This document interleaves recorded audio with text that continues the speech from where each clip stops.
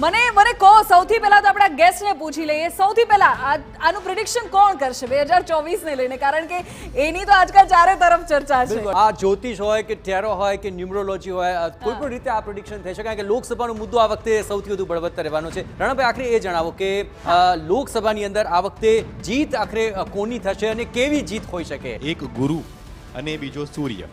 તો ગુરુ અને સૂર્ય જ્યારે આ બંને પક્ષો, બંને મંદિરો નિર્માણનું કાર્ય થયું ત્યારે આ બે ગ્રહો સુધરે છે. બીજી વસ્તુ એ છે કે જ્યારે ગુરુ મહારાજ નાડી જ્યોતિષની દ્રષ્ટિએ મેષ રાશિમાં જ્યારે ભ્રમણ કરતા હોય અથવા તો સ્થાપિત હોય, ત્યારે સત્તાધીશ પક્ષનું સત્તા પર આવવું એ ઘણી બધી રીતે નિશ્ચિત થઈ જતું હોય છે. એટલે લોકસભામાં અત્યારે જે સત્તા ઉપરની પાર્ટી છે એને ઘણો બધો લાભ જોતો દેખાઈ રહ્યો છે. ચલો, આખરે આપણે કાર્ડ સાથે પણ તરત એને મેચ કરી જોઈએ. જરા કાર્ડ નીકાળો અને એ પણ જણાવો કે આ વખતે કઈ પ્રકારનો માહોલ બની શકે છે લોકસભામાં. ફર્સ્ટ કાર્ડ આવ્યું છે આપણી જોડે 6 ઓફ સોર્ડ્સ.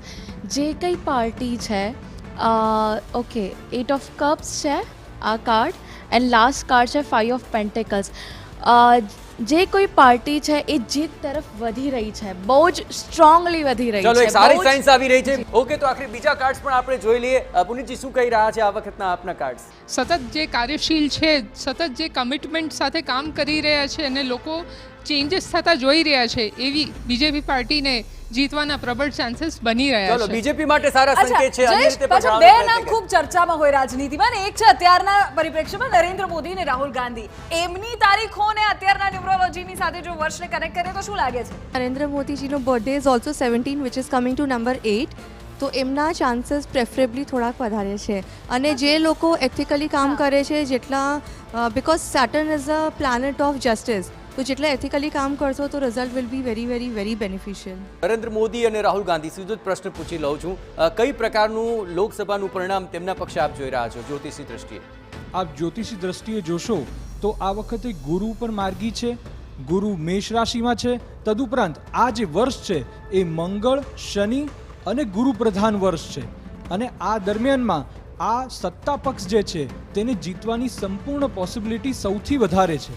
પરંતુ આ વખતે જે વિરોધ પક્ષ પણ છે તે પણ તેમનું એડી ચોટીનું જોર લગાવશે. અને એટલે જ ઇન્ડિયા ગઠબંધન થયું છે, એટલે જ ઇન્ડિયા ગઠબંધન થયું છે. ઇન્ડિયા વર્સિસ એનડીએ, કોણ બાજી મારશે, શું લાગે છે જ્યોતિષની દ્રષ્ટિએ?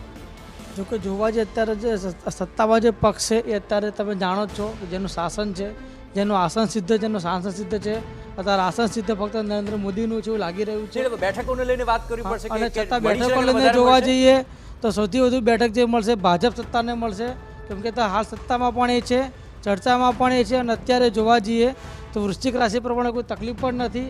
મતલબ જેનો સત્તાથી જેનો મજબૂત છે અને સત્તા પણ આવશે અને સત્તાનું જોર પણ વધશે. અચ્છા, પણ સાઉથના જે રાજ્યો છે ત્યાં આખરે બીજેપીને મુશ્કેલી રાખી રહી છે, તો કોંગ્રેસ માટે ક્યાં સારા અસર આપ જોઈ રહ્યા છો? જ્યોતિષની દ્રષ્ટિએ એવું લાગે છે મને કે જે રામલલ્લાના આધારે છે, જે લોકો રામલલ્લાને જોડાયેલા છે એ રીતે કદાચ બીજેપી સાથે જોડાયેલા છે. અને કોંગ્રેસને મળી શકે છે, કોંગ્રેસને એના પ્રમાણમાં ઘણી પાર્ટીઓ મળશે, પરંતુ જીત તો ચોક્કસ બીજેપી. એમિલભાઈ મંદ મુસ્કાન કરે છે, જરા એમિલભાઈ પાસેથી જાણી લઈએ શું કહે છે આપનું આંકલન. આપનું સીધું પ્રિડિક્શન જાણવા માંગીશ એક લાઈનમાં.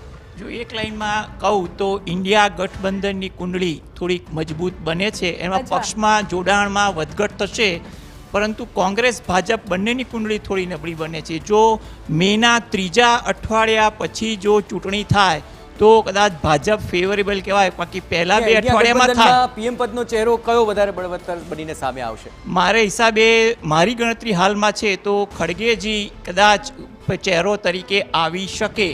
રાહુલ ગાંધી એ સેકન્ડરી છે અને પ્રિયંકા ગાંધી પણ સેકન્ડરી છે, પણ ખડગેજી થોડાક પ્રભાવશાળી કુંડળી બતાવે છે. અચ્છા, બીજા નામો એ પણ ચર્ચામાં છે, એ છે નીતિશ કુમાર અને કેજરીવાલ, મમતા બેનર્જી. આમાંથી કયા ચહેરા વધારે આગળ વધશે, શું કહે છે આપણો આંકલન? અત્યારે જો બીજેપી સિવાયની અગર વાત કરીએ આપણે તો એ દ્રષ્ટિએ કોંગ્રેસ અથવા જે સામેનો પક્ષ છે, મુખ્યત્વે કોંગ્રેસ જ્યારે વાત કરીએ ત્યારે એને એક જબરદસ્ત ટ્રાન્સફોર્મેશનમાંથી પસાર થવું પડશે. અને અત્યારે એના માટે એક મોટા અનુભવે ઘણા બધા ચેન્જીસ કોંગ્રેસમાં આવવાની શક્યતાઓ છે.